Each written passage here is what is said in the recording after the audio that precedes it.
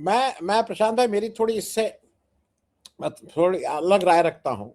और मैं इसलिए कह दूं, मैं ये मानता हूं कि हम दोहरा चरित्र जीते हैं। मैं अपने दोस्तों के बीच में मैं भी गाली देता हूं। मैं झूठ क्यों बोलूं, मैं नहीं गाली देता हूं, मैं गाली देता हूं। मैं बचपन में भी, अपने स्टूडेंट लाइफ में भी अपने दोस्तों के बीच गाली देता था। जो हमारे अब जनरेशन के बच्चे हैं, इनकी भाषा और बाहर की भाषा करीब करीब एक है। ये जब आपको टीवी में बुलाते हैं, यंग बच्चे, अगर 25-30 साल का एंकर है तो आपको प्रशांत बोलेगा, इनको शमीम बोलेगा, मुझे आनंद बोलेगा कि अच्छा आनंद अब तुम बताओ, शमीम अब तुम बताओ। ये हमें एक्सेप्ट, हमें नहीं पचता है ये बात, हमें थोड़ा पचाने में मुश्किल होता है। इन बच्चों की जो भाषा है कि मतलब ये बहुत सी ये लिंगो बोलते हैं, तो भाषा नहीं, उसको जो इनकी लिंगो है वो घर में भी बोलते हैं, वो बाहर भी वही बोल रहे थे। अब ये आपकी दिक्कत है कि आप उसको समझ नहीं पा रहे हो। जब आप इस तरह की बातें करते हैं, तो एक मेरी दर्शक ने बहुत अच्छी बात कही, पहली गाली अपनी माँ को सबसे बड़ी गाली मोदी जी ने दी थी। अगर आप अपने को नॉन बायोलॉजिकल कह रहे हैं तो आप अपने माँ बाप दोनों को गाली दे रहे हैं, ये ध्यान रखिएगा। How Modi ji can call himself non biological, किसी से कहिए ना। ये आपकी माँ के प्रति आपको गाली नहीं है। मतलब वो तो अच्छा हुआ कि इनके ये कहने से पहले वो माँ का देहावसान हो गया, है नहीं। ये एक आदमी कह रहा है, मतलब आप खुद सोचिए, आपका लड़का कहे कि मैं नॉन बायोलॉजिकल हूं, ये आपको गाली है प्रशांत जी। तो मोदी जी तो स्वयं गाली अपने आप को खुद दे रहे हैं। आयुष्मान जी, मैं यहां से एक चीज जरा पूछ लूं। मेरे एक दर्शक है, और उनका कहना यह है बच्चों को गाली देना प्रोत्साहित नहीं किया जा सकता।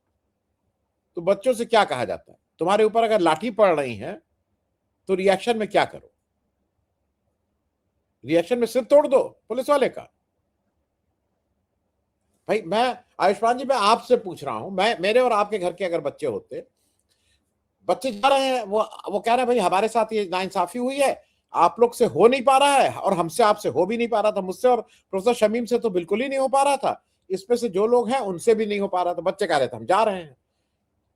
अब हम उनसे क्या कहते हैं, जब पुलिस वाले तुम्हारे डंडा लगाएं तो तुम क्या करो? तुम डंडा लेके उनको पीटो, या हम ये कहते हैं भाई तुम चुपचाप शांति से बैठे रहो और नारे लगाते रहो? अब वो नारे हो सकता है मुझे ना पसंद हो, नारे हो सकता है आपको पसंद ना हो, लेकिन ये झूठ बोलना उन सारे बच्चों को, वो गुमराह बच्चे हैं, वो भद्दा स्वरूप किया, वो भद्दी वो किए, मतलब वो सारे भद्दे हैं, और जो आप काम करते हैं वो भद्दा काम नहीं है। क्या क्या आपके भद्दे काम की बात बताएं? बचपन में गलतियां होती हैं, मतलब ये सबको बता रहे हैं सबसे गलती हुई है ये, मतलब he is passing a judgement. तो आयुष्मान जी, मैं यहां से जरा एक चीज आपसे पूछ लूं कि जब विधुड़ी ने संसद के अंदर पूरी एक कौम को गाली दी थी, और वो जो रिकॉर्डेड है भाई गाली, वो मैं कोई अपने मन से नहीं कह रहा हूं, तो उस पे क्या हुआ था, जरा उस पे क्या हुआ था और क्या हो सकता था, इस पे भी जरा आप अगर एक टिप्पणी कर देंगे तो अच्छा होगा। और बाकी ये जो बार बार कहना कि मुझे गाली, मुझे गाली, मुझे गाली, ये शायद आप देश के प्रधानमंत्री लायक है ही नहीं। क्योंकि अगर आप सार्वजनिक जीवन में हैं, अगर आप इन पदों पे हैं, गाली छोड़ दीजिए, क्रिटिसिज्म होगा। क्रिटिसिज्म को अगर आप गाली कर रहे हैं, आप अमित शाह से तुरंत जवाब दिलवाइए ना कि वो जिम्मेदार है कि नहीं। आप खुद बोलते ही नहीं, आपने तो 2.5 महीने बाद नीट पे आप अब आके आप बोले, आज तक आप बोले ही नहीं थे।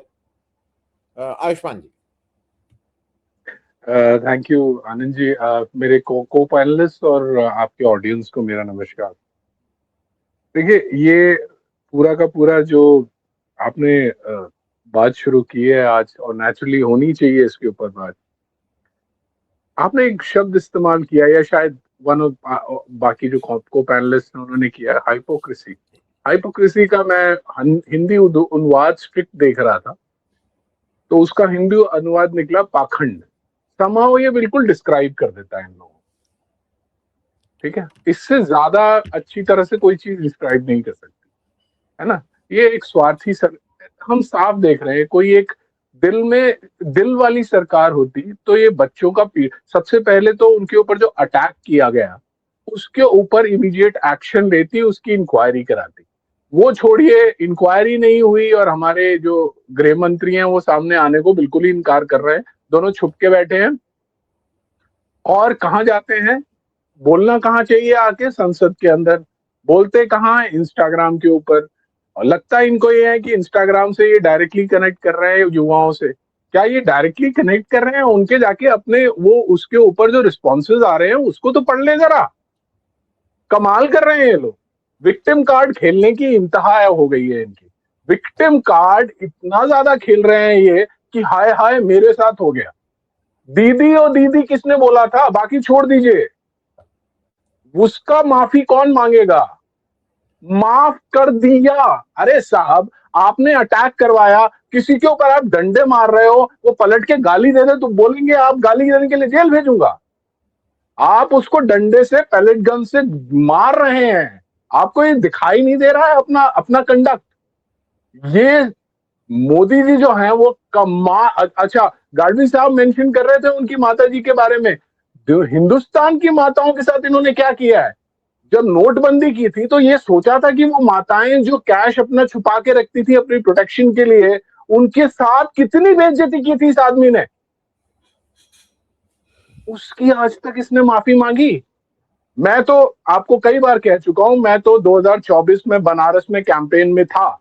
मैं समहाउ दिल से ही करते हैं ये सब कुछ, दिल से इनको प्रधानमंत्री मानने को तैयार नहीं हूं। ये आदमी स्वार्थी है और नालायक है, बेशरम भी है। ये पूरी सरकार ही बेशरम है। इनको ऐसे करना चाहिए। ये आके बोल रहे हैं कि देखिए, मैं आपको एक बात बताता हूँ, एक एक एक एक एक छोटी सी कहानी है, मैं सुनाता चलूंगा। ब्रिटेन के प्राइम मिनिस्टर, और मैं ब्रिटेन का इसलिए सुना रहा हूं क्योंकि ये काफी भक्ति करते हैं अंग्रेजों की, तो करते आए हैं, तो इनके अंग्रेजों की ही एक कहानी सुना देता हूं।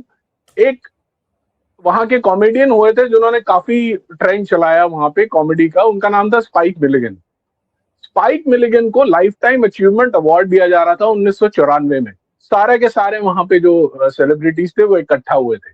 तो जब अवार्ड दिया गया उसके साथ एक पत्र दिया गया, बताया गया कि prince Charles to be king थे। He was already in line for the throne, है ना, तो वो थे। तो उनको जब दिया गया और वो चिट्ठी दी गई कि इन्होंने स्पेशली लिखा है कि वो गूंज शो वगैरह जो भी था उनका, कि मैं देखता था बचपन में, मुझे अच्छा लगता था। उस आदमी ने स्टेज पे खड़े होकर बोला, दैट ग्रोवलिंग बास्टर्ड। आप समझ सकते हैं? ये देखिए, जो सत्ता में होता है उसको ये बात मान के आना चाहिए कि उसको, भाई आप चुन के आए हैं, जो कहते थे कि हम प्रधान सेवक हैं, अचानक प्रधान सेवक से तो ये तो प्रधान वो क्या कहते हैं, डेटी बन गए हैं। ये तो प्रधान सेवक की बात तो इन्होंने खत्म ही कर दी। आप जब वहां पे उस पोजीशन पे हैं तो आपको मानना पड़ेगा कि आपको जनता रिडिक्यूल करेगी, और आपको इसलिए मानना पड़ेगा। आप, आनंद जी आप थे, प्रोफेसर शमीम भी थे, आप लोगों ने देखा था 1977 में किस तरह के नारे लगे थे, किस तरह के नारे लगाते थे ये। इनकी पूरी एक हिस्ट्री है बदतमीजी करने की। किसी ने उनको कुछ कहा? मंडल कमीशन का पूरा एजिटेशन जिसमें मैं भी पार्ट था, उसमें भी यंगस्टर्स थे। इस देश के प्रधानमंत्रियों को किस तरह से गाली दी गई। किसी प्रधानमंत्री ने आके कहा कि मैंने माफ कर दिया। अरे कमाल कर दिया भाई, आप अपनी इन्वेस्टिगेशन कराने के लिए आपको बोला जा रहा है। मैं तो ये कह रहा हूं कि आज के युवा, मैं बिल्कुल बिल्कुल मानने को तैयार नहीं हूं कि वो कुछ गलत कर रहे हैं। मैं कह रहा हूं कितने क्रिएटिव है, कितने क्रिएटिवली कर रहे हैं वो। चलिए मान लिया आपने, उन्होंने शब्द ऐसे इस्तेमाल किए जो अनपार्लियामेंट्री है। वैसे तो आप लोग सब अच्छे से जानते हैं पिछले 10 साल में अनपार्लियामेंट्री कहां से कहां चला गया है। लेकिन वो जो आपने मेंशन किया, वो जो इनके एमपी साहब थे, उनको अभी सुबह मैं ग्रुप में देख रहा था किसी कि उनको टिकट नहीं मिला अगली बार। ये उनकी पनिशमेंट थी।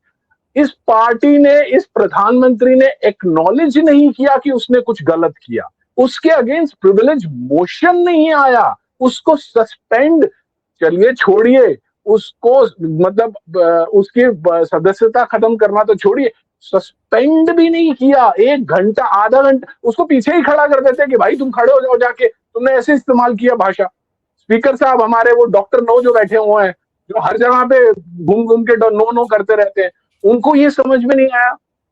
तो ये कमाल कर दिया है मोदी जी ने। इनको रात रात में नींद नहीं आ रही है, इनको सीरियसली इनको आराम की जरूरत है, क्योंकि ये अजीब अजीब काम करने लगे हैं।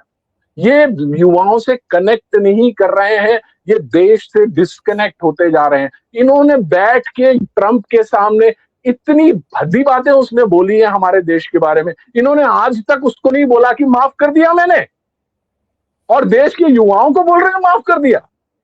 ये मतलब बात ठीक नहीं लगी, है ना। बिल्कुल क्रिएटिव, बहुत क्रिएटिव लोग हैं, बच्चे हैं। और ये एक चीज मैं और बोलता चलूं कि ये शुरुआत, जो बैड माउथिंग वर्ड है, ये शुरुआत किसने की थी? ये कहां से, किस दिन से शुरुआत हुई थी? किसकी मां को वो बार गर्ल वगैरह बोला जा रहा था? तब कोई इनकी पार्टी में से निकल के क्यों नहीं आया था? है ना। एक हमारे देश का मैं देखिए ऐसा है, मैं उस पार्टी से कनेक्टेड हूं और मैं उस पार्टी के बारे में अच्छा ही बोलूंगा, लेकिन मैं ये समझना चाहता हूं कि माफ किया था उन लोगों को, उस परिवार ने, जिन्होंने उस परिवार के एक मेंबर को बम से उड़ा दिया था। उसको कहते हैं माफ करना। यहां तो माफी नहीं मांगी, माफ करने के लिए पहले माफी मांगने वाला होता है, पार्डन सीख किया जाता है। पार्डन सीख किए बिना आप पार्डन करने लग गए, और आपको एग्जीक्यूटिव पावर किसने देनी शुरू कर दी? आप प्रेसिडेंट ऑफ इंडिया अभी नहीं है, हो सकता है आपका जो भी प्लान है, अभी आप पार्डन की स्थिति में नहीं है, ठीक है। तो आप अपने जाएं, संसद में आए, बैठ के बताएं आपको क्या तकलीफ है, क्या तकलीफ दूसरे लोगों को है, उसको डिस्कस करें, खत्म करें ये नाटक करना रोज रात में आके।